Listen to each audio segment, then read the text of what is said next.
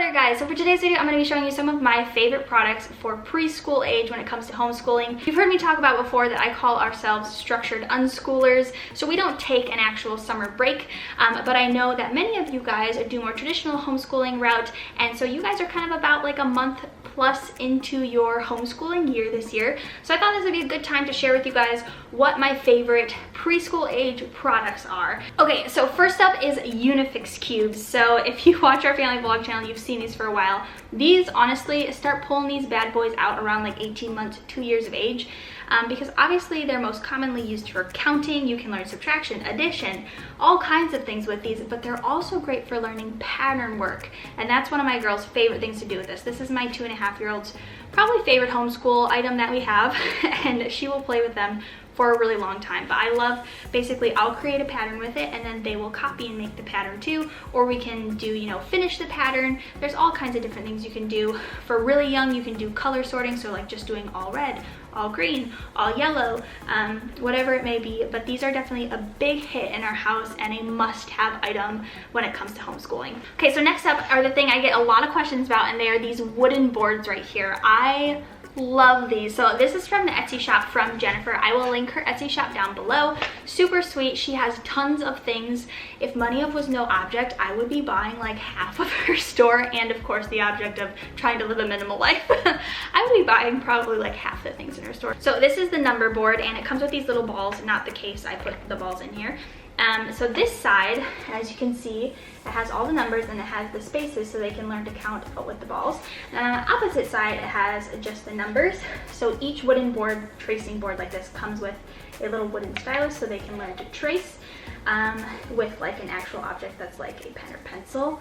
So that's pretty cool. My girls love this, especially the side with the balls. They do that all the time. And then of course we have the basic alphabet. So this is the lowercase side, and then there is an uppercase, there's an uppercase side as well. So they can start off by just tracing with their finger if they want, and then using like the wooden stylus like I showed you guys. This is just a great way too for just a visual pointing out, like, you know, where is B?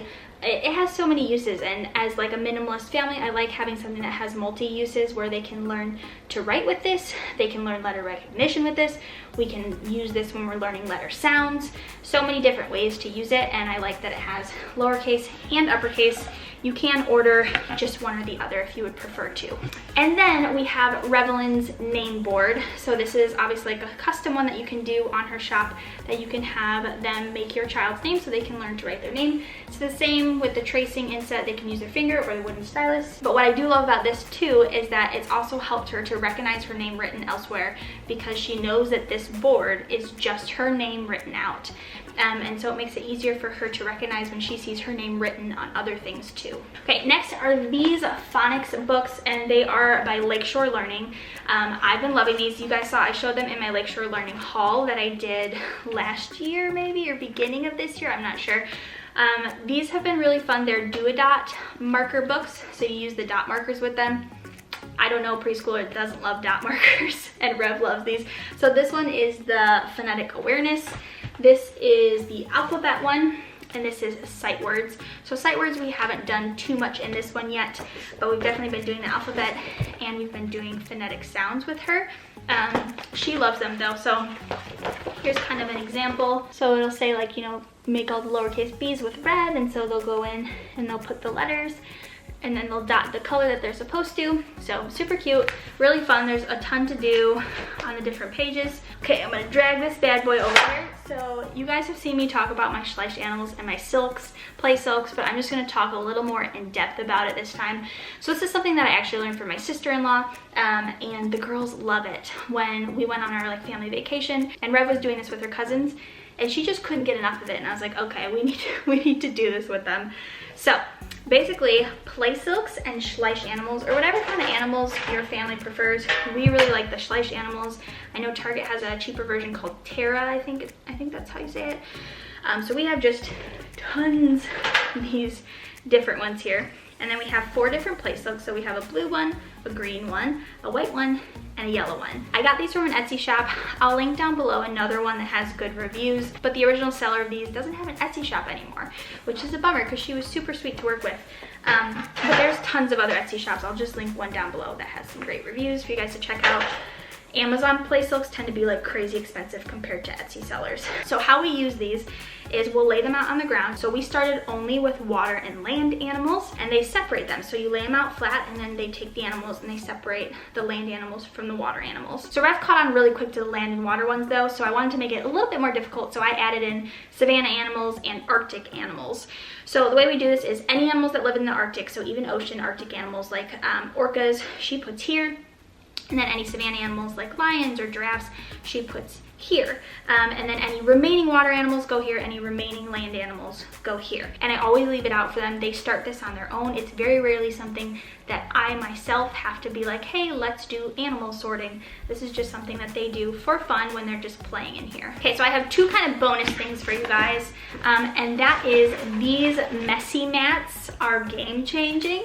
I got these, I think, off Lakeshore Learning as well. I think they were like $18 for 5 of them, and they're huge. I feel like they look even small on camera comparatively. They're really big. So I only have 3 up here. I keep 2 downstairs for Play-Doh. They're really good for Play-Doh too. But with preschool, there's lots of craft. Like my girls just did this little fall craft where I made a tree for them, and they just worked on, you know, fine motor skills of putting glue on the little leaves and sticking the leaves on the tree, and they had fun with that. But crafts get super messy with toddlers especially. And these are just super helpful. I think these are the large messy mats. There's a smaller version too, I think. But the price wasn't bad at all for 5 of them. They're pretty good quality. I will say, if your kids like step on them and bend them, they can get kind of like scratched, but they're not like ruined by any means, and we've had them for quite a while now. Okay, so my last item is something a little more out of the ordinary, and I've mentioned this before, and that is billabos. And these, which I never can remember what they're called, they're like therapy wobble cushions or something. So I love these for flexible seating. They are amazing because a lot of kids can't sit still and learn, especially preschoolers. To expect them to be able to just sit in a chair and be able to learn for an extended amount of time is a lot on them. And some kids need to move to learn. My oldest is definitely like that. And so I'm actually doing her a disservice when I force her to, you know, sit in one place and not move while we're doing some kind of schoolwork. So I love these because it allows her to sit on this and wobble back and forth, or sit in this and wobble back and forth, or she can sit here on top and like move her feet around. But I really do like them for flexible seating. Rev will come in here if she wants to do some schoolwork, and if it's something that requires kind of sitting down in one place, like a workbook or something, sometimes she'll just choose to sit down, and other times she'll say, you know, I want a wobble cushion, or I want to sit on the billabo, and it helps her a lot. So definitely highly recommend these. And like I said, there are play uses, obstacle courses. They make these into baby baths. Like, they get a lot of uses. So that is all I have for you. Obviously not all of my homeschool supplies. You guys had a sneak peek during my homeschool tour, so I know a lot of you guys requested to see more of what's in that closet, and I am going to show you guys. But these are just like, when I think about the things we use the most and the things that have been the most helpful for my kids for learning, these are it. So that's going to be it for this video. I hope you guys enjoyed it. If you did, please give it a big thumbs up and hit that subscribe button if you are new.